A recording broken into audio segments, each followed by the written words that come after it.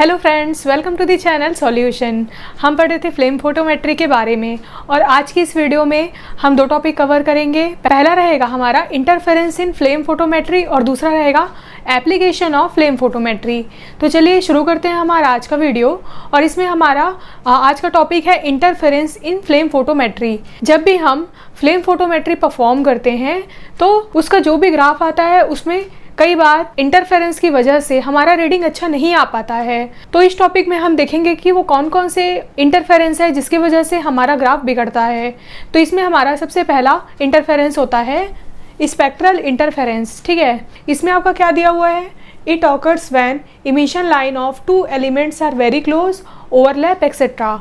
तो इसमें आपका क्या होता है, जब भी किसी सैंपल में दो एलिमेंट्स प्रेजेंट होते हैं, ठीक है, अगर एक एलिमेंट प्रेजेंट है तब तो ठीक है, लेकिन अगर एक से ज़्यादा एलिमेंट प्रेजेंट है तब क्या होता है कि दोनों एलिमेंट्स का जो भी रीडिंग है वो अगर क्लोज होता है, पास होता है, तो जो दोनों रीडिंग है या दोनों जो लाइंस आते हैं स्पेक्ट्रा के वो ओवरलैप हो जाते हैं या फिर काफ़ी ज़्यादा क्लोज हो जाते हैं, जिसकी वजह से हम उन लाइंस को आइडेंटिफाई नहीं कर पाते हैं या स्पेसिफाई नहीं कर पाते हैं कि वो किसका लाइन है। तो इस टाइप का इंटरफेरेंस आपका कहलाता है स्पेक्ट्रल इंटरफेरेंस। इसका जैसे एग्जाम्पल मैंने दिया हुआ है आयरन लाइन। देखिए, अगर आपके सैंपल में आयरन प्रेजेंट है तो वो अपना लाइन शो करेगा 3247.28 एंगस्ट्रॉन में, ठीक है। और वहीं दूसरी तरफ है आपका कॉपर लाइन। कॉपर भी अगर उसी सेम सैंपल में प्रेजेंट है तब आपका क्या होगा, इसमें 3247.54 एंगस्ट्रॉन, ठीक है। अगर आपके सैंपल में आयरन और कॉपर दोनों प्रेजेंट हैं तो इस केस में क्या होता है, देखिए आयरन का जो लाइन है वो इतना है और ये कॉपर का लाइन इतने में आ रहा है। अब यहाँ पर देखिए आप ध्यान से, जो फर्स्ट 4 डिजिट है वो दोनों का सेम है, पॉइंट में बस डिफरेंस है, इसमें 0.8 है और इसमें 0.54 है। तो ये वैल्यू इतनी क्लोज होने की वजह से क्या होता है, इसका जो भी स्पेक्ट्रा हमें मिलता है वो बहुत ही ज़्यादा पास मिलता है, या कहना चाहिए ओवरलैप हो जाते हैं ये एक दूसरे पे।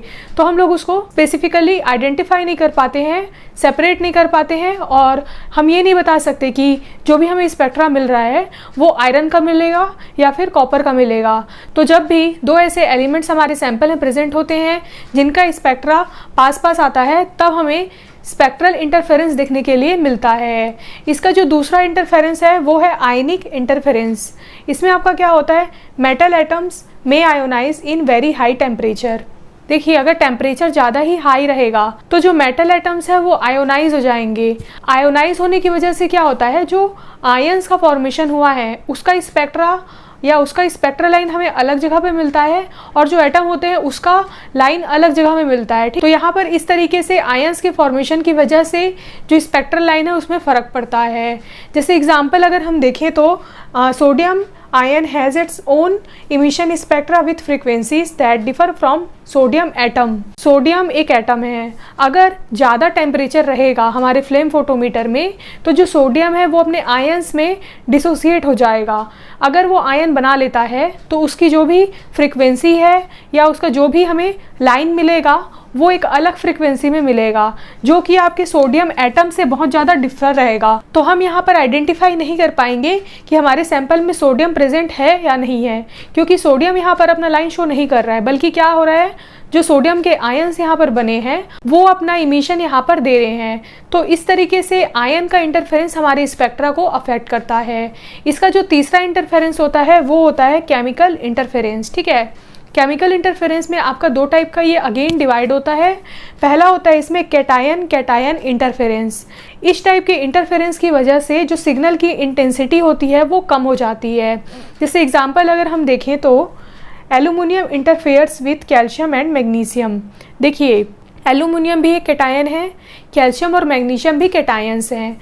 तो दो तरह के कैटायन जब मिलते हैं तो ये दोनों मिलके जो सिग्नल की इंटेंसिटी है उसको कम कर देते हैं। फॉर एग्जांपल जैसे इसमें दिया हुआ है एल्यूमिनियम, अगर हमारे सैंपल में एल्यूमिनियम भी प्रेजेंट है और कैल्शियम भी प्रेजेंट है, या फिर कहना चाहिए एल्यूमिनियम या मैग्नीशियम प्रेजेंट है, तो इस तरीके के कॉम्बिनेशन अगर हमारे सैंपल में प्रेजेंट रहेंगे तो वो कैटायन इंटरफेरेंस शो करेंगे। और इन दोनों एलिमेंट के प्रेजेंस की वजह से जो भी सिग्नल का इंटेंसिटी है वो यहाँ पर कम हो जाता है। तो ये आपका कैटायन कैटायन इंटरफेरेंस होता है। इसमें आपका नेक्स्ट होता है कैटायन एनायन इंटरफेरेंस। तो इसमें एक कैटायन रिएक्ट करेगा और एक एनायन रिएक्ट करेगा, और इसमें आपका क्या होता है, anion such as oxalate, phosphate, sulphate may affect spectra. तो एनायंस भी किस तरह के रहेंगे आपके, ऑक्सलेट हो सकते हैं, फॉस्फेट हो सकते हैं या सल्फेट हो सकते हैं। ये 3 तरह के जो एनायंस हैं वो हमारे स्पेक्ट्रा को यहाँ पर अफेक्ट करते हैं। फॉर एग्जांपल अगर हम देखें तो calcium and phosphate forms stable substances so that calcium signal is decreases. तो देखिए कैल्शियम क्या है, एक टाइप का कैटायन है और फॉस्फेट आपका एनायन है। तो अगर हमारे सैंपल में कैल्शियम और फॉस्फेट दोनों प्रेजेंट रहेगा तो ये दोनों आपस में रिएक्ट कर लेंगे और यहाँ पर क्या होगा, एक स्टेबल सब्सटेंस का फॉर्मेशन हो जाएगा। स्टेबल सब्सटेंस जैसे ही फॉर्म होगा तो वो स्टेबल है, ठीक है, वो ब्रेक डाउन नहीं होगा, उसमें एटमाइजेशन नहीं होगा, या जो भी इमिशन है, इमिशन का प्रोसेस यहाँ पर कम हो जाएगा। अगर इमिशन का प्रोसेस कम होगा तो जो भी हमारी सिग्नल की इंटेंसिटी है वो यहाँ पर कम हो जाती है। तो जब भी आपका कैटायन और एनायन इंटरफेरेंस रहेगा तो इससे हमारा एक स्टेबल कंपाउंड का फॉर्मेशन होता है और उस स्टेबल कंपाउंड की वजह से हमें अपने एलिमेंट का रीडिंग नहीं मिल पाता है। एलिमेंट हमारा यहाँ पर क्या था, कैल्शियम था, लेकिन वो रिएक्ट कर गया फॉस्फेट से और बना लिया स्टेबल कंपाउंड। स्टेबल कंपाउंड की जो इंटेंसिटी होती है वो बहुत ही कम होती है। तो इस तरह से आपका कैटायन और एनायन इंटरफेरेंस हमारे स्पेक्ट्रा को अफेक्ट करता है। तो ये मेजर हमारे 3 टाइप के इंटरफेरेंस फ्लेम फोटोमेट्री में हमें मिलते हैं। अब हम देख लेते हैं कि फ्लेम फोटोमेट्री का एप्लीकेशन कहाँ कहाँ पर है, कहाँ कहाँ हम इसका यूज़ करते हैं। तो सबसे पहला पॉइंट है इसमें, soft drinks, fruit juices and alcoholic beverages can be analysed for various element detection. इसका कहने का क्या मतलब है, जैसे कि मान लीजिए आपके सॉफ्ट ड्रिंक्स होते हैं जो कोल्ड ड्रिंक होते हैं, या फिर आपके कोई फ्रूट जूस है, या फिर कोई अल्कोहलिक ड्रिंक्स हैं। तो इस तरह के ड्रिंक में मेटल का डिटेक्शन जब हमें करना होता है तब हम फ्लेम फोटोमेट्री का यूज़ करते हैं। हम क्या करेंगे, मान लीजिए कोल्ड ड्रिंक है तो कोल्ड ड्रिंक में सोडियम का अमाउंट हम लोग देख सकते हैं। सोडियम की जगह पे अगर कोई और एलिमेंट वहाँ पर प्रेजेंट है तो उसका भी हम अमाउंट वहाँ पर चेक कर सकते हैं। तो ये आपका सबसे पहला एप्लीकेशन होता है फ्लेम फोटोमेट्री का। दूसरा है इसमें determination of metals present in serum, urine and body fluids. तो देखिए बॉडी फ्लूइड जैसे कि आपका क्या हो गया, सीरम हो गया, यूरिन हो गया या ब्लड हो गया। तो इस तरह के बॉडी फ्लूइड्स में मेटल के डिटेक्शन के लिए हम इसका यूज़ करते हैं। तो बॉडी फ्लूइड में जो भी मेटल होते हैं उसके डिटर्मिनेशन के लिए, डिटेक्शन के लिए हम फ्लेम फोटोमेट्री का यूज़ करते हैं। नेक्स्ट है इसमें measurement of calcium and potassium in soil, plant material, food etcetera. तो देखिए सॉइल में भी जो भी मेटल के कंटेंट हैं, सॉइल हो गया या फिर आपका कोई भी प्लांट बेस्ड मटेरियल हो गया, फूड हो गया, इस तरीके के सैंपल में भी हम कैल्शियम और पोटेशियम के डिटेक्शन के लिए इसका यूज़ करते हैं। सॉइल में जैसे हमें अगर कैल्शियम की वैल्यू पता करनी है, उसकी क्वांटिटी पता करनी है, या फिर पोटेशियम का हमें लेवल चेक करना है, तो इस तरह के कामों में हम फ्लेम फोटोमीटर का यूज़ करते हैं। नेक्स्ट है इसमें determination of lead in petrol. PB आपका लेड का फॉर्मूला होता है, ठीक है। तो पेट्रोल में जब हमें लेड का लेवल पता करना हो, लेड की क्वांटिटी पता करनी हो, तब हम यहाँ पर फ्लेम फोटोमेट्री का यूज़ कर सकते हैं।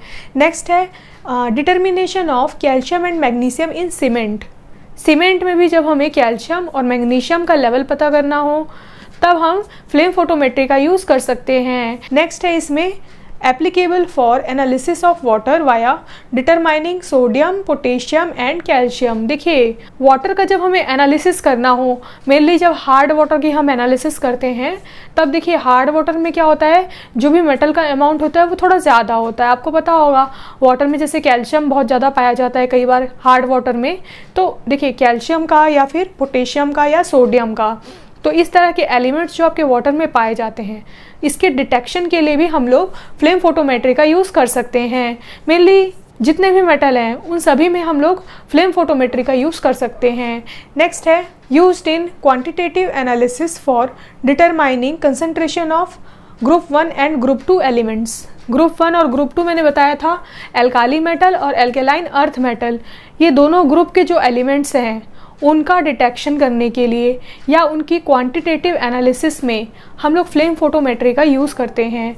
फ्लेम फोटोमेट्री का बहुत ज़्यादा यूज़ किया जाता है मेटल के डिटेक्शन में। तो इसका एप्लीकेशन भी आपके सारे मेटल से ही रिलेटेड है। जी, मेटल को डिटेक्ट करने के लिए हम लोग अलग अलग फील्ड में फ्लेम फोटोमेट्री का यूज़ करते हैं। तो ये था हमारा फ्लेम फोटोमेट्री का सारा डिटेल। आई होप कि आपको ये वीडियो समझ में आ गया होगा। आप चाहें तो इसका स्क्रीनशॉट ले सकते हैं। Thank you so much for watching this video.